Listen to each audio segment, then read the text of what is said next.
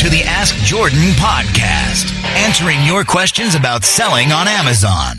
Now, the award-winning Amazon merchant and best-selling author from Long Island, New York, here's your host, Jordan Malik.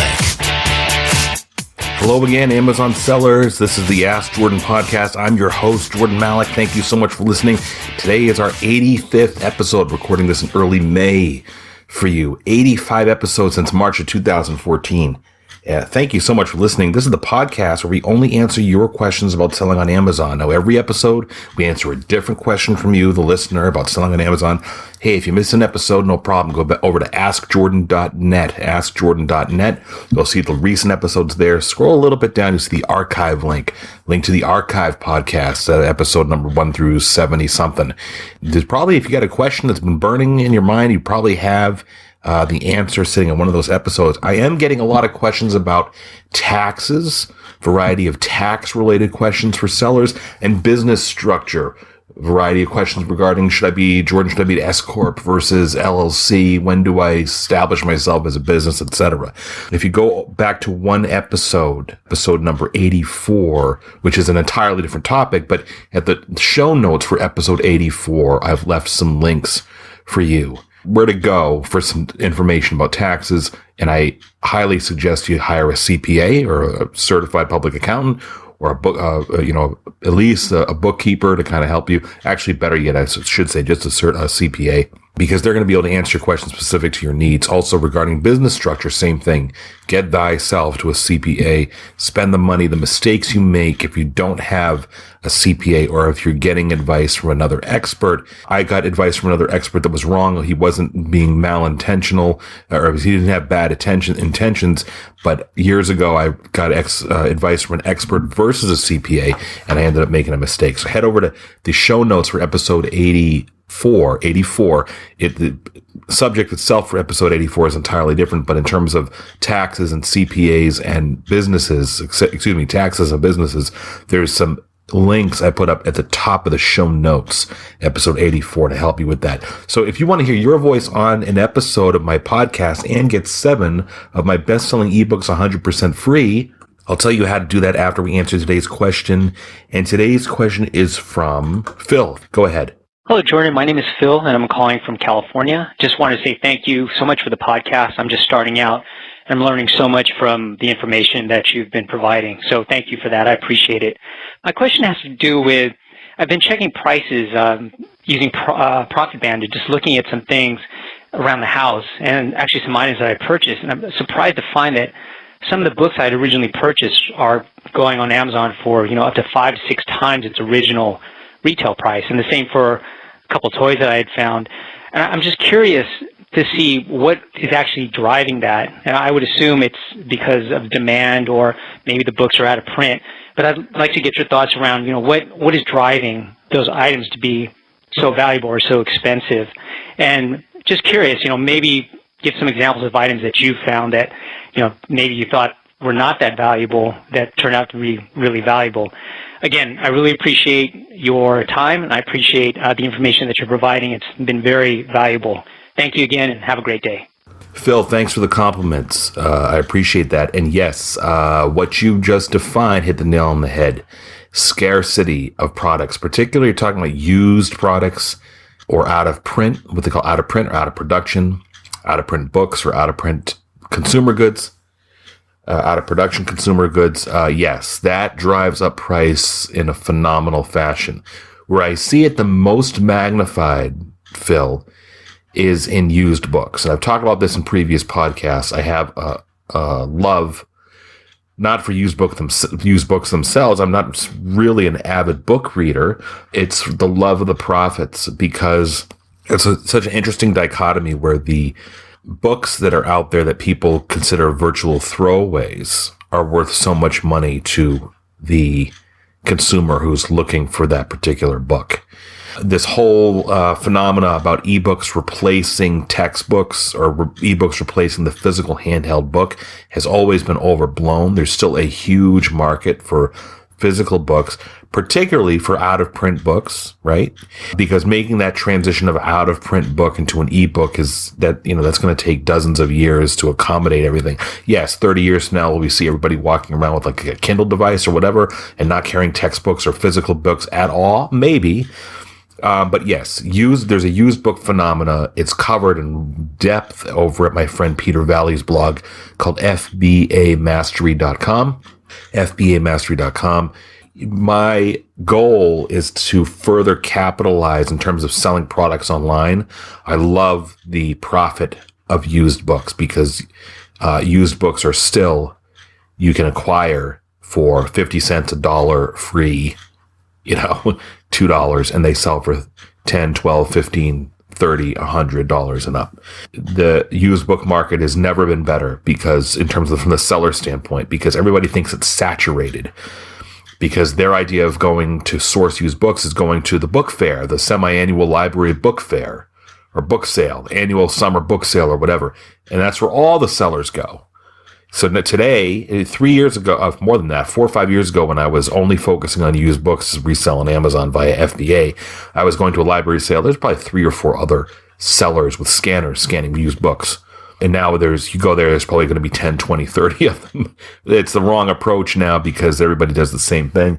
There's other ways to find used books. I don't want to elaborate too much on that, but yes, the phenomena that you're watching, Phil, is the items that are priced that you can stumble across, like used books. And to experiment, I just did this again a few days ago. I drove around to two or three different libraries, which is how I was making my money when I first started. I got fired in 2010 from my quote unquote real job. And I went to libraries to scan their used book sales rack. And I said, it was 4 or 5 years ago. I haven't done it recently. Let me go do it again. Thinking that the market has been saturated with sellers. I'm in Long Island, which is a hugely populated area. There's got to be competition for me. I know there's competition for me. I walked into 2 public libraries nearby me. Each was within a 3-mile radius. And I walked out in one library, I walked out with like maybe 7 or 8 books that I paid a total of $4 for. Each of the books is probably priced somewhere between the lowest used FBA price on Amazon is probably between $10 to $20 per book. And the same phenomenon occurred at another library I went to. The books were free. I went to pay the lady. She said, "Oh, no, anything on the used book rack is free. You just take it." She had to kind of check it out for me. But remove the, they had to run on that magnet thing to make sure it didn't set off the alarm. That's checking out, right? And I walked out of there with another 8 or 10 books that were free that were worth $10, $12, $15, $20 a piece. Or maybe even more. I have to double check. But so, a total of maybe 1 hour of my time and a total expenditure of $4-6. I walked out with $100+ profit in books. So I think where you're leading is, how do I get more, right? You, Phil, you're saying, how do I get more of this? What other phenomena does this apply to? So with used products are by nature generally out of production or out of print. So used books, there's a huge profit margin for used toys.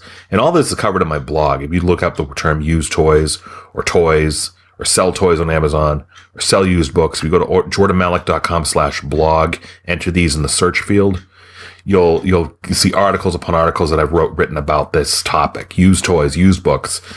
What's interesting is that products that have been out of production for a while, my wife stumbled across I don't know if it was a thrift store, yard sale, still new in the package, which you could actually technically sell used, device that used to be made on TV products when they go out of print.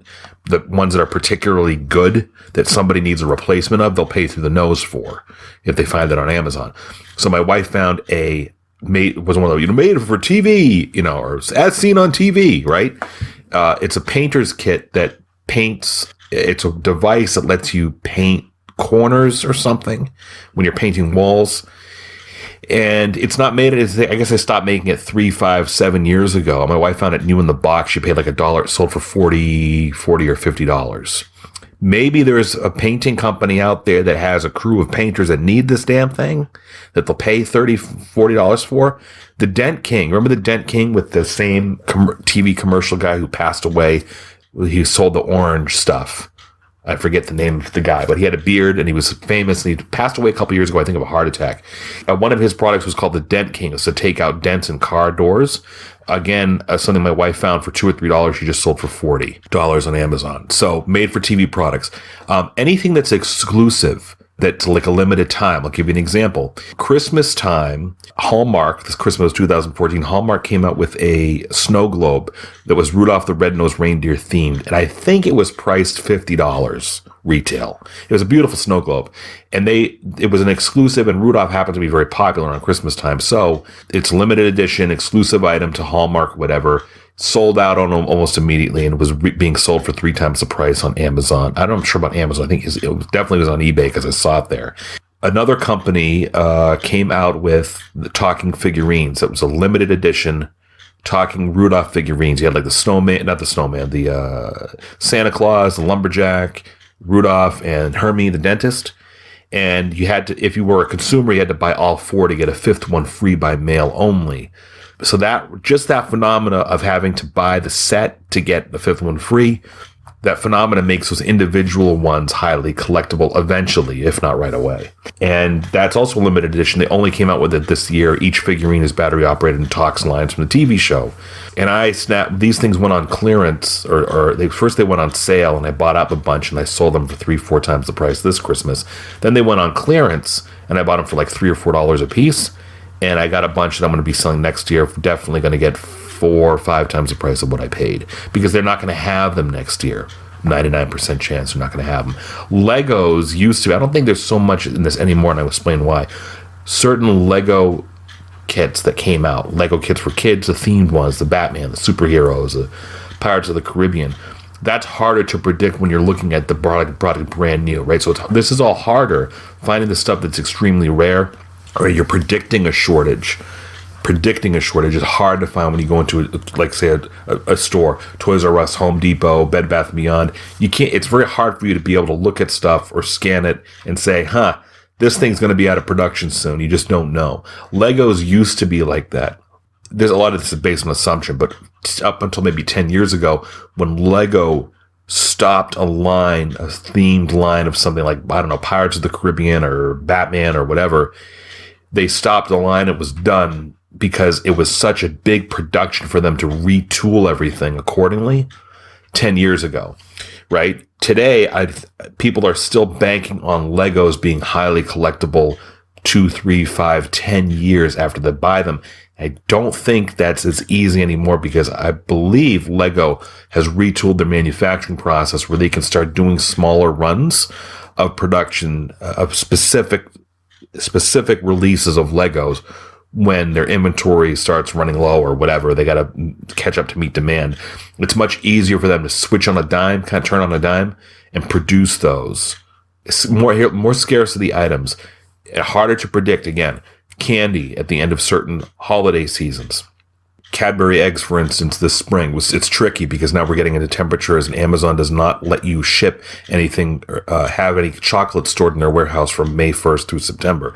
But Easter, Cadbury eggs, you know how popular Cadbury eggs are during Easter. After Easter, they went on sale for half price, 60, 70, 80% off. And there's still, depending on the variety and the combination pack, there's still some semi-heated demand for that on Amazon, where you're able to make 100% to 200% return if you're still selling Cadbury eggs. Again, it's tricky. The climate across the country is getting warmer. You ship Cadbury eggs from New York to a buyer in California, merchant fulfilled. I'm talking merchant fulfilled. The chances of them melting into a puddle before they get there are probably pretty good. So that becomes tricky, right? So predicting demand is difficult. If you rather just keep your focus, Phil, on stuff that you know is out of print or out of production, or like me, you scan everything. I think you said you use Profit Bandit, which is excellent. That's what I use. Profit Bandit. If people Google it, Profit Bandit, I believe it's $9.99 a month now. No sense in getting Scan Power, which is 4 times the price. Scan Power works great. It's $39.99 a month, I believe, for your iPhone or Android. Profit Bandit essentially does the same thing. It's $9.99 a month. But yeah, I scan everything wherever I am, or virtually wherever I am. Not as much as I used to, but if I drive by a library, used to be back in the day, drove by a library, I'd stop, run in with my phone, scan the books, run out. If I'm in a store, my wife and I might be shopping for something entirely different. We see a clearance aisle, take out the scanner. What do we got here? So the scarcity will show itself, Phil, in the results. If you see something that's got 100,000 sales rank and you can buy it there on the spot for $2.99 and it's selling for $29.99 and there's one seller, yeah, chances are you've got something here that's going to sell pretty briskly. If you've got no sellers, it's going to sell even more briskly. If you have 20 sellers and it has a sales rank of 200 in toys and games, and you can buy it for $5 and it's selling for $15, $20 and up, there's another example. Probably it's a harder to find item. So Phil, please read everything on that blog. Not everything, but you can find a lot more information on scarcity, nostalgia, vintage. All those things sell because scarcity drives demand, which drives price upward. Phil, thank you so much. Phil gets all seven of my ebooks about selling on Amazon and eBay. Phil, just go to AskJordan.net. Click on the small envelope icon near the upper right-hand corner of the page. Send me an email so I know where to send your ebooks to. And if you, the listener, want to submit a question to the podcast and have a chance to win all my best-selling ebooks like Phil, call 516-619-ONLINE, 516-619-6654, or go to AskJordan.net and scroll down. Look for the directions on submitting your question. Hey, thanks for listening. This has been the Ask Jordan podcast. We'll see you again in our next episode.